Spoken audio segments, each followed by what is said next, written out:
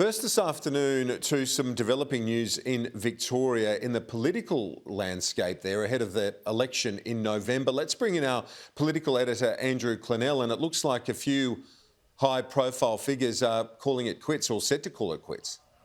That's the talk, Kieran. So as early as tomorrow, it is tipped that several senior Victorian ministers will be announcing their retirements at the election in November.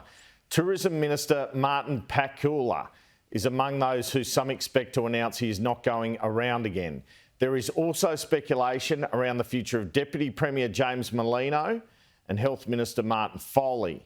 I've got a no comment from Martin Pakula about this and silence from other parts of the Victorian government, including Mr Merlino's office, who haven't come back to me on this matter.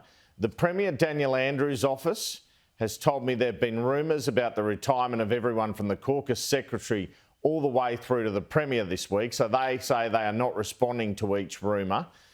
Well, we know not on the list of possible retirements is veteran Treasurer Tim Pallas, who responded to speculation about his future yesterday by saying he is running again in November.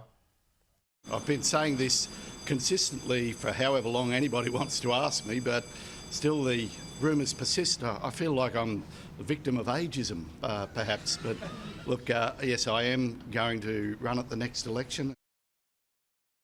Well, those other names wouldn't be the victims of ageism. They're only in their late 40s, early 50s. These retirements, if they occur, will leave some gaps, obviously, for Daniel Andrews. James Merlino, of course, stepped into the breach during the COVID lockdown period last year, while Daniel Andrews was off with an injury after a fall, Kieran.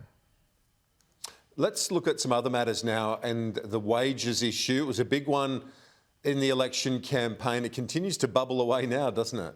Certainly does, and it won't be going anywhere. I think the wages issue continues to bubble along after last week's 5.2% minimum wage decision. Today it was the turn of ACTU Secretary Sally McManus to suggest it was a myth that baby boomers were perpetuating that to increase wages would push up prices. McManus pointed out that in the 1970s, when we did have bad inflation, all wages were fixed together.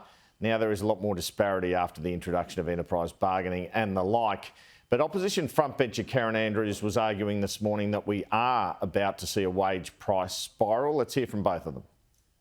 1970s price spiral is a total boomer fantasy.